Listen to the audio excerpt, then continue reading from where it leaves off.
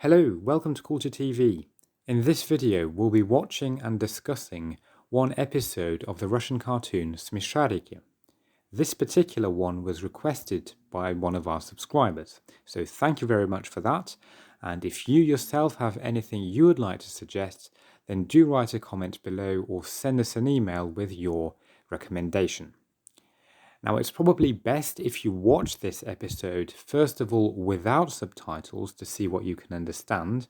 Then you can check that by watching the video with subtitles, and then you can come back here where I will be stopping the video regularly to talk about the language, grammar, and culture expressed through this episode.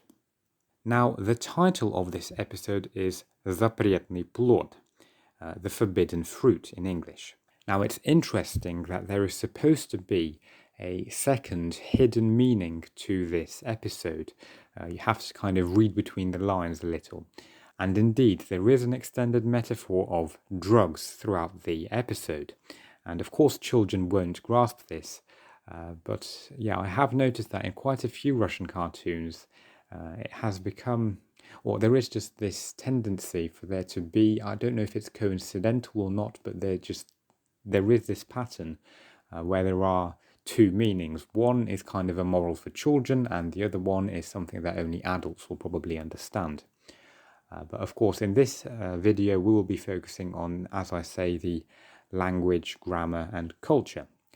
So then, if you're ready, then let's start.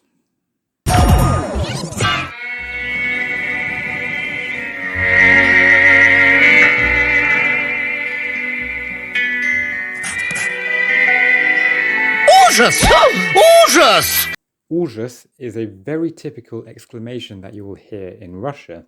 It literally means horror or terror, but it is often used hyperbolically. Something not that terrible might be happening, but people just use it as like gosh or dear me. In this case, this is probably slightly exaggerated, but yeah, it depends on the context. Петельки поменьше делай и туже тяни. So here we have an example of how suffixes in Russian can be used to diminutize a word. So that means to make it sound smaller. The word petля means a loop. The plural of that is petli, and then петельки is the diminutive of that. So small loops or tiny loops.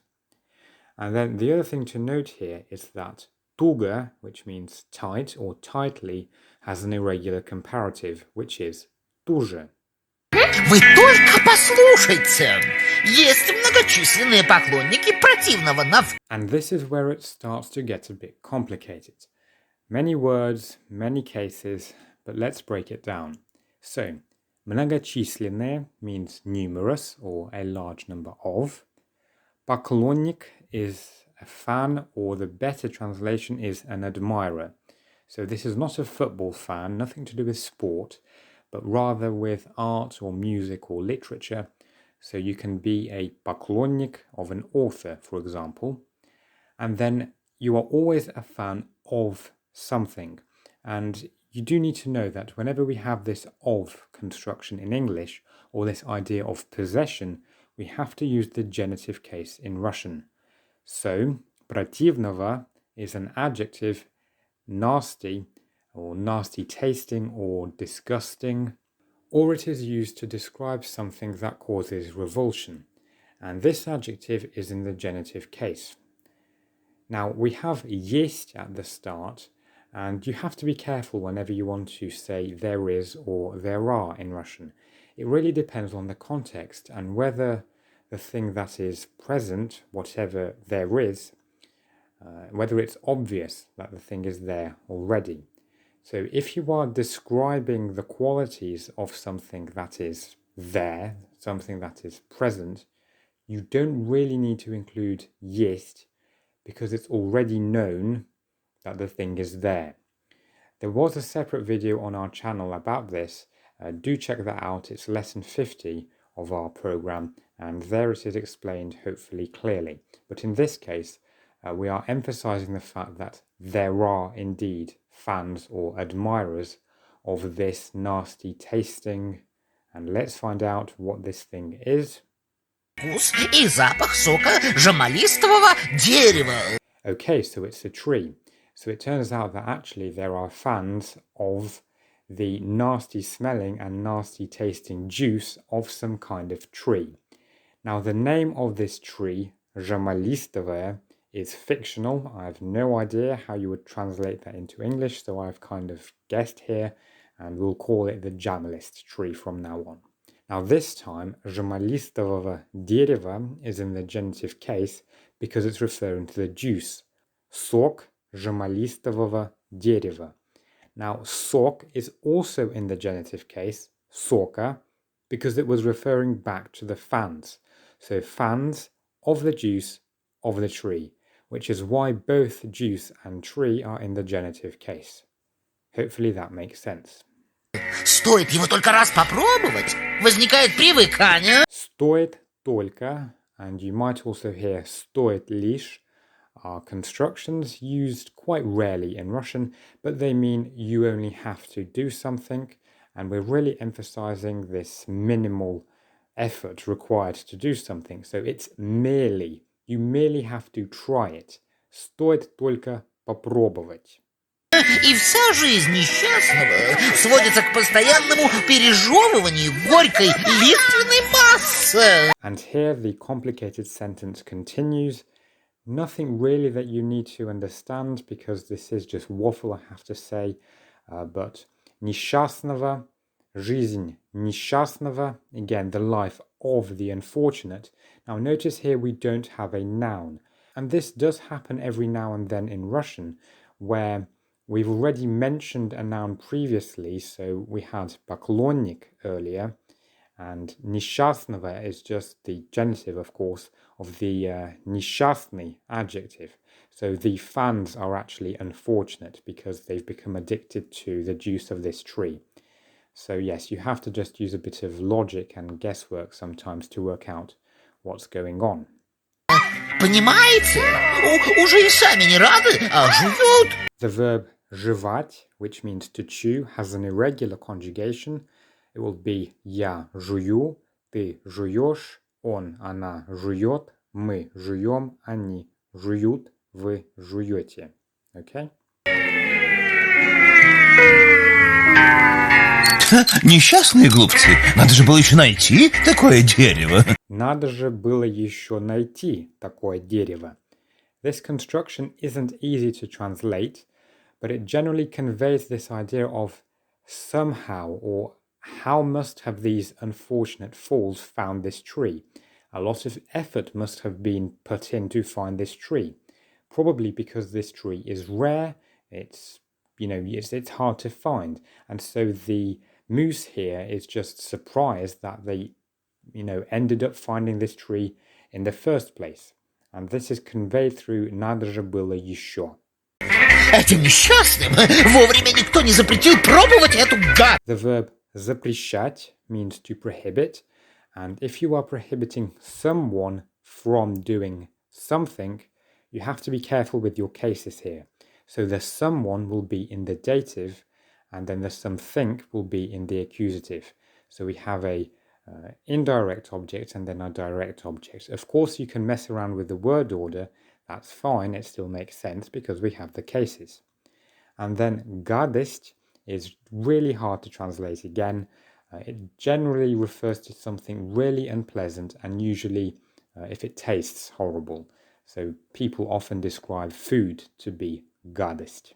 А потом было уже поздно, поэтому я предлагаю запретить у нас жамалистовое дерево. А что это вообще за дерево такое? Notice here the hedgehog asks, что это за дерево? What sort of tree is this? Or what kind of tree is this? So not just what. For anyone who is learning or speaks German, this is very similar to was für. Какая разница? Кто за? За in Russian means for, and against will be против. So this is used in votes. However, in Russian there are other uses of these two words, and this is often to give agreement or affirmation, or the opposite, to disagree with something, to show that you are categorically refusing to do something. For example, if someone says "Нет, я против," that means no, whatever has been planned is not okay with me. I don't want this to go ahead. And so yes, they say "Я против," I'm against. Шах и мат.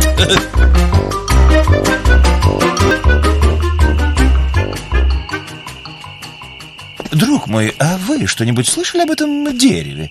While we're here, I thought I might talk to you a bit about prepositions and their interaction with cases.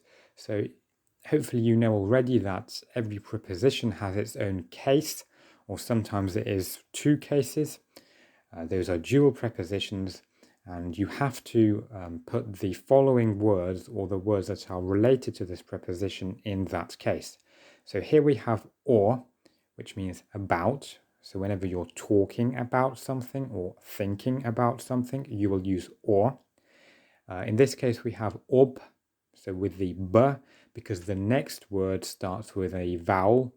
Об этом is just easier to pronounce than if it were о этом. And or is followed with the prepositional case. So об этом дереве, about this tree. Жемалистовым. Вот-вот. Вот is a modal particle in Russian, which means that it will be hard to translate, yes. However, if you just spend some time listening to or reading Russian texts and media, you will eventually sort of develop a feeling for what this means. So usually we say that вот either means here or there.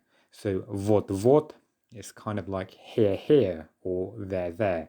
But it actually means something like there you go, there you have it, exactly. And in this case, yes, it is used to show some affirmation.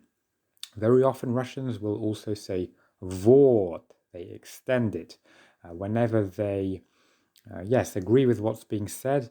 Or a better example is whenever you are explaining something to someone else, a new concept perhaps, and they finally understand it, and they show to you that they understand it. Maybe in maths, you say, this is all the steps that we do, blah, blah, blah, this is our answer. And they then, whoever you're explaining to, says, oh, okay, so we just do this. And they summarize the method. And if they were correct, you will say, вот. Yeah, there you go. You've got it now. But yeah, I'm probably speaking too much about this. It really just means there you go or exactly in this particular case. It can change though, depending on the context. Я что-то слышал, но не помню, как оно выглядит. The verb выглядеть, which means to look like, always has to be followed with как, which means how.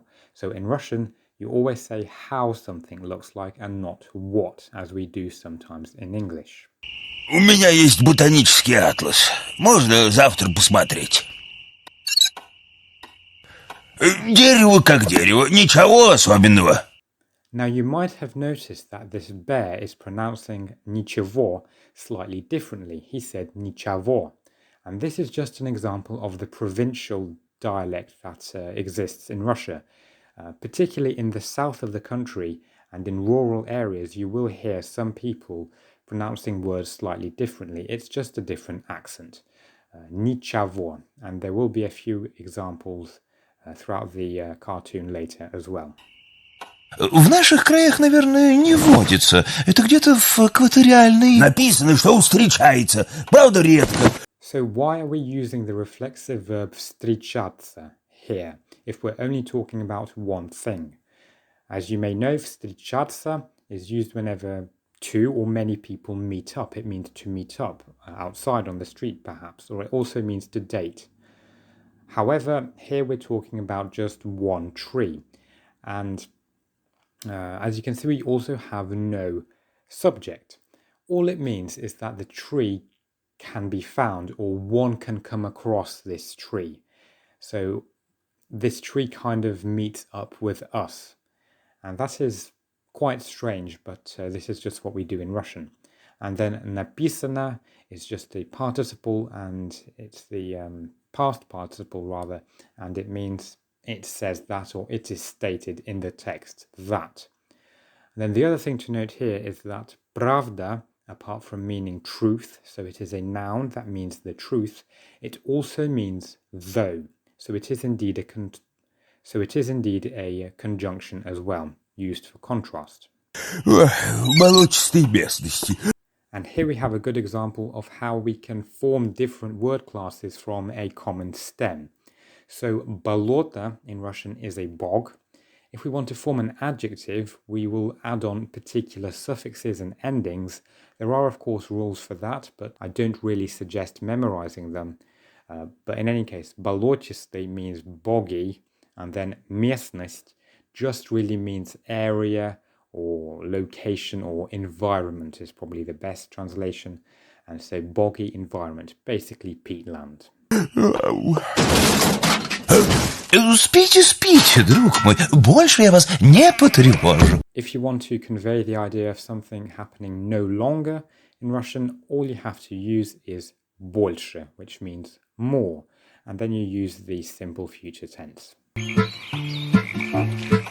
Мне на это дерево просто интересно взглянуть. С научной точки зрения. Оно испускает какой-нибудь одурманивающий запах, чтобы его отвратительный сок казался вкусным и питательным. So here we just have a passage of very descriptive language about this tree, or what the moose thinks about this tree, or what he is predicting. You can just look at the subtitles really, and you can translate any adjectives that you find might be useful for you. The only thing that I will say is that казаться, which means to seem, is followed with the instrumental case whenever you want to use an adjective or even a noun as well. So вкусным, питательным. Those are both in the instrumental case. А может, ему необходимо для опыления? Необходимо is just a synonym or more formal version of the word надо, which means one must. And if you remember, надо is always followed with the dative.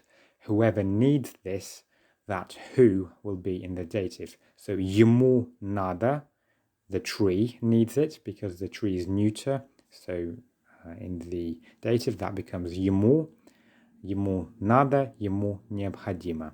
Pretty much the same thing. Although необходимо is slightly more formal, maybe one register higher. Феноменальный механизм. Осторожнее, друг мой. Но боюсь, что нам не суждено удовлетворить наше законное любопытство. Now I have to say that this Russian cartoon is known for it using language dedicated not really for children but for adults. So it is quite complicated here, really. Things like удовлетворить, to satisfy, суждено, to be destined. It really is a great cartoon for children who want to develop their language and their vocabulary.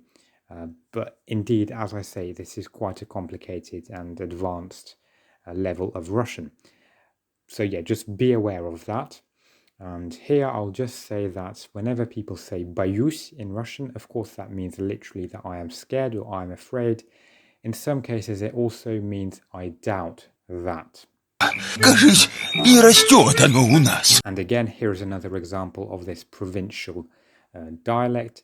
Кажись is used instead of кажется, which is the formal, rather the standard Russian version of it seems that. Кажется. А это что? Оно... Укуси меня, комар. Оно движется. So there's meant to be a bit of a joke here. So you have to know the cartoon slightly to understand this. So this bear has this punchline that he uses all the time. Укуси меня, пчела. Bite me, bee, literally. So he's telling bees to bite him. And that's just his interjection, his version of dear me or gosh or oh my goodness. And yeah, that kind of makes sense because he keeps an apiary like many bears like honey. And the joke here is that because there was a mosquito flying around, he just says bite me mosquito instead. And the other thing I wanted to say is that движется is also a reflexive verb. And as with many reflexive verbs in Russian, they are used when you don't expect it really. So it is moving itself. Well, what does that mean? If you say двигать without the ся at the end, so as a normal verb, it means that you are moving something else. You are physically pushing something else along. Whilst if you yourself are moving or something else is moving without any external forces being exerted on it, you use the reflexive version. Okay, just remember that. Ага, а как же запрет на журналистовое дерево? А мы что? А мы ничего. Мы его на дрова несем. А мы что? А мы ничего. So this is an example of how people in Russia try to think of excuses on the spot. Basically, мы ничего means we're not to blame. We've done nothing. We've got nothing to do with that. Скоро осень, а топить нечем. Знаю я ваши дрова. А ну, тащите его сюда. Знаю я ваши дрова. I know your logs, your firewood. Doesn't really make sense. In Russian, people use this whenever they are showing that they're not gullible, that they're not naive, and they are, struggling to believe whatever is being said. So the rabbit and the hedgehog supposedly were using the tree for firewood. Of course, they weren't. And so the moose is showing that I know that you're lying. And so this is what he says. Basically, yeah, whatever, stop lying. And then tащите is the imperative of тащить, which means to carry, but it is a more rude, probably, or informal way of saying нести, to carry. Just be aware of that. And I really want to draw your attention to сюда. Why is he not saying тащите его здесь? And this is where motion verbs and cases come in. You have to be really careful here. Здесь means here, right now, and stationary. So тащить здесь means that you are doing the carrying, the process of carrying in one place and you're not moving. However, if you are carrying the thing to somewhere else, so you've got a direction, you use the accusative case version will say, inverted commas, of здесь, which is сюда. Just please keep that in mind. А так, листочки совпадают, черенки рисуночно. Резиной немного попахивает. Попахивает is just another way of saying пахнет, but it's quite informal and just don't use that. Пахнет is to smell, and that is followed with the instrumental case. So пахнет резиной, not резина, but резиной, okay? Зачем же есть эти листья, если они такие гад? If you're put off by this constant modal particle je, then please don't worry about it. You can either watch the video that we did separately on our channel about je. Everything you need to know about that is in the video. But in this case, it's used with a question word just to intensify it, or it's more like why then? Or why exactly would you eat it? For what exact reason? Why then would you eat it? That kind of idea. Зачем закурить? Мы тут с ежиком подумали и решили, что вовсе они не гадкие, а, наверное, очень даже вкусные. Просто дерево редкое, на всех не хватит. Очень даже is a nice phrase. It means in fact or actually, or it turns out that they're very something. So again, to show this unexpected element of something. So maybe it is believed that the leaves are not nice, but in fact, in reality, they are probably, in fact, indeed, very nice. Поэтому слухи про него и распускают. В твоих словах есть логика, но она требует проверки.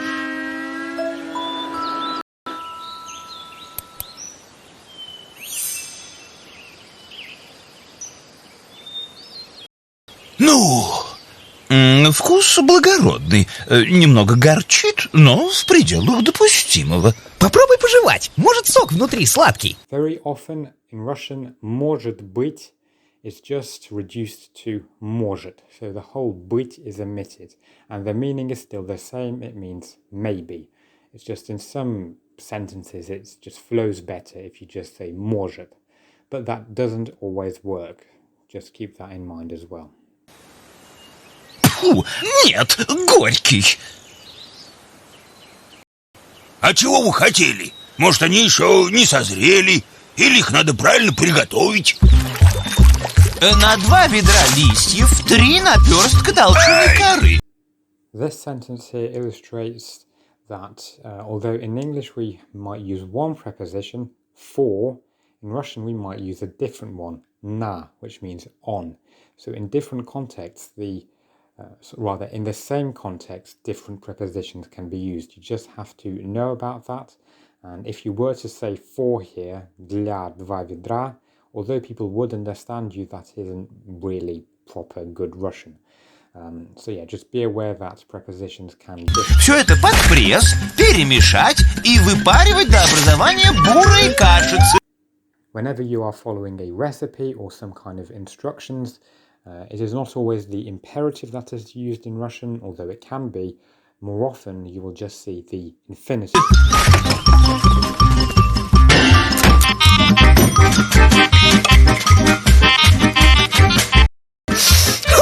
Ну и ванизм!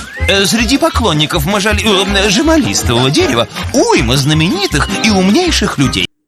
Уйма is a great way to substitute много, which means a lot of, but this really means loads of, so quite a vast amount of something. It can sometimes be used with a slightly more negative tone, but not always. And then умнейших is not just a superlative, it is an adjective that means extremely clever. So one of the most successful clever people in the world. А они, простите, понимают побольше вашего. Да я наоборот! В смысле, что здорово! Наоборот is the Russian version of vice versa, so the opposite way round, very commonly used. So basically, the rabbit is saying, no, I meant the opposite of what you just said. В смысле, in the sense that it's great. So here we go, these two words go well together. And в смысле is used very commonly in Russian. People often might ask you в смысле in a questioning tone, or в каком смысле, and it just means what do you mean?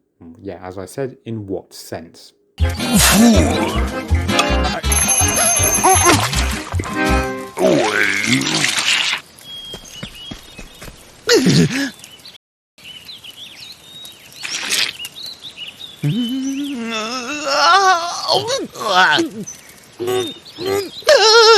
Что? Горячо? Это ужасная гадость. Феноменальная дрянь. Although, of course, the correct translation is phenomenal, дрянь, filth.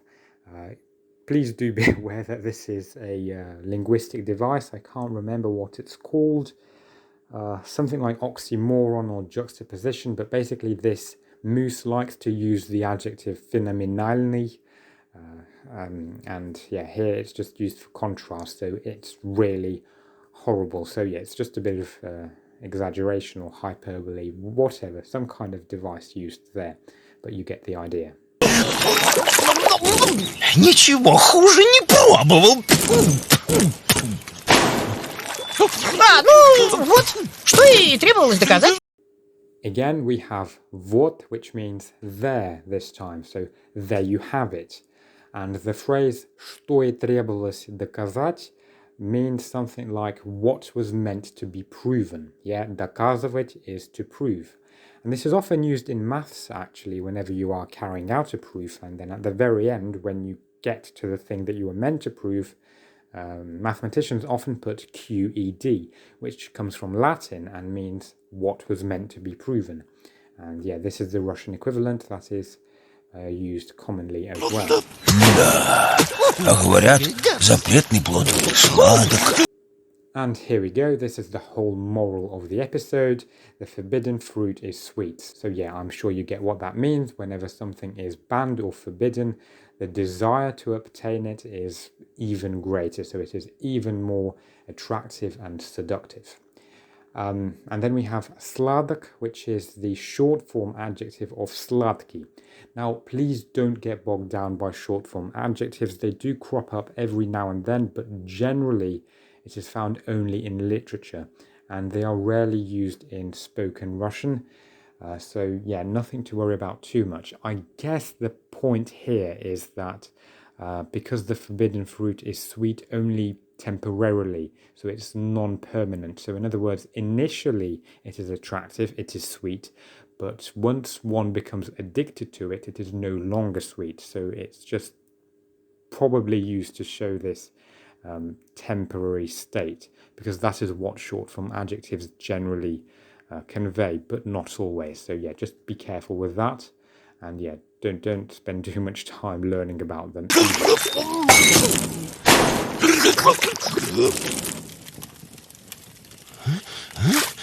Не могу. Скорее, где же это? Где же это? Не могу. Ой, мамочки, зачем же ты ее жуешь? Вы что, забыли, что эта дрянь вызывает привыкание? Вы что, забыли? Now you'll see this a lot in Russian when we have что in a question, and not as in what, as in the main question word, but it's used to convey surprise. So it's like, have you what? Forgotten already? Yeah, so the moose is just, of course, not seriously surprised, extremely in awe, but it's just like used to remind somebody even. Вы что, забыли? Or you might also hear, ты что, не знал? What? Didn't you know that?